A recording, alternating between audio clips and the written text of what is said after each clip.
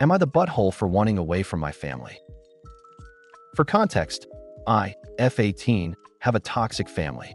Growing up, I craved the attention and love I saw all of my other cousins get, and I never got it. About a year ago, I moved in with my grandma. It has been a downhill spiral since I moved in. She's taken my door, my light bulbs, my sheets, my pillowcases, and more. She has went through all of my stuff. I left a note in my underwear drawer, just in case she went through it. And she told me that my aunt found the note. I felt so disgusted. I want away, but I genuinely don't know if I'm overreacting. Almost everyone in my family thinks that I'm the bad guy, even though she has lied on me so many times. She once told me she hated me, but she told our family that I was the one who said it. I'm just conflicted. Am I the butthole for low-key contributing to my ex-friend's social isolation? This is going to be a long one, so please bear with me, and English isn't my first language. I, 23, female, have a friend, Anya, also 23, who I've known since high school. Anya struggled with body image issues. We supported her, helping her with tasks, encouraging her health journey, and offering advice on relationships. Despite her challenges, she maintained a positive outlook. But as her confidence grew, like a switch, she became obnoxious. She started treating us more like personal assistants. She'd ask us to do things for her, small or big, and sulk if we said no. I hated confrontation, so I usually just complied. The biggest mistake I made was agreeing to room with Anya in college. I was struggling financially and thought splitting rent would help. Although my family was financially stable, my course was expensive. We were friends, so living together seemed like a good idea. But it wasn't. Living with Anya for 5 months was exhausting. We set up a system for chores, but I ended up doing everything. Even when she did help, she'd act like I was making her do it. I was too afraid of confrontation to say no and just dealt with it. Even as classmates, it wasn't the bonding experience I expected. She'd leave me behind to hang out with her new friends, but would still brag to others about how we were lifelong friends. It didn't make sense to me. Anya also asked me for help with schoolwork, and if I was busy and said no, she sulked. But when I needed help, she wasn't there. Things got worse. My mental health was already bad, but living with her made it worse. She'd always say, "I helped you. Why can't you do the same?" Which made me feel like everything came with a price. I stopped accepting her help, and when I refused, she would get annoyed and throw everything she did for me in my face. I kept track of all the things she helped me with and paid her back immediately to stop her from holding it over me. Her favorite line? "If you need anything, just ask. I'm happy to help a friend." But then a day later, it would be, "I did this for you. You should be grateful." After all that, for months, I noticed people started distancing themselves from Anya.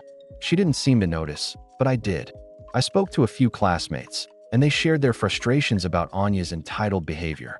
She already had a bad reputation, but my petty self worsened it by telling them about my experience with as her friend for years. Of her as a student, a friend, a leader. For the next 2 years of college, Anya was isolated. I realized I might have contributed to her isolation. So am I the butthole?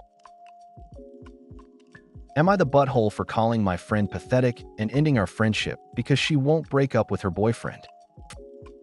First time poster, but I need an unbiased opinion. I, 22F, have been living with one of my closest friends, 22F, for about a year and a half. Our apartment is quite small, so we had agreed that guests would stay a maximum of 48 hours then leave for 24 hours. We are both in school, and I have been with my boyfriend for 3 years, so moving in together we decided to set boundaries. She has always been a loving girl, sweet, clean, thoughtful, and living with her was easy and fun. However, her track record of men has been rough. She has been dating her current boyfriend, 23M, for about a year. I won't go into too many useless petty details, but the initial hatred started 4 months into their relationship when she told me he'd been hanging out in our apartment and sleeping over when I wasn't there because he didn't like my cats. The only time he would come over is when my roommate could lock my cats in my room. My cats are very friendly and have never hissed, scratched, or bitten anyone on purpose before, minus the vet incident of 2024. After this, she practically accused me of disliking him for no reason. We'd be friendly with each other, but the tension continued to build for months. The past 6 months, she has told me about the Instagram models and girls he follows, the language he uses with her, manipulation, silent treatment, and lying that she's experienced in the relationship. Every time I tell her how she deserves better, he won't change, and she has so much to be proud of and to look forward to. Never works. She insists that he loves her, him flirting with other women was a mistake, and makes up every excuse under the sun. What's worse, she invites him over constantly, and he does not follow our rules. My study nights have been taken over by her sobbing about not knowing what to do, how miserable she is, how dare I go out when she is being ignored by her boyfriend, how I can't have my birthday party at a bar because she won't be able to go without him, that I'm bitter. Finally, one night I called her pathetic, told her I don't care, and if she wants to cry about her boyfriend to do it to someone else. We started arguing and have not talked since. In my mind, she needed to be told by someone. She told our friend group about what happened, but left out details.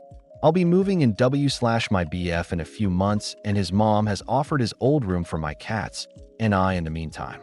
I have no energy in repairing our friendship and cannot see how I'm in the wrong.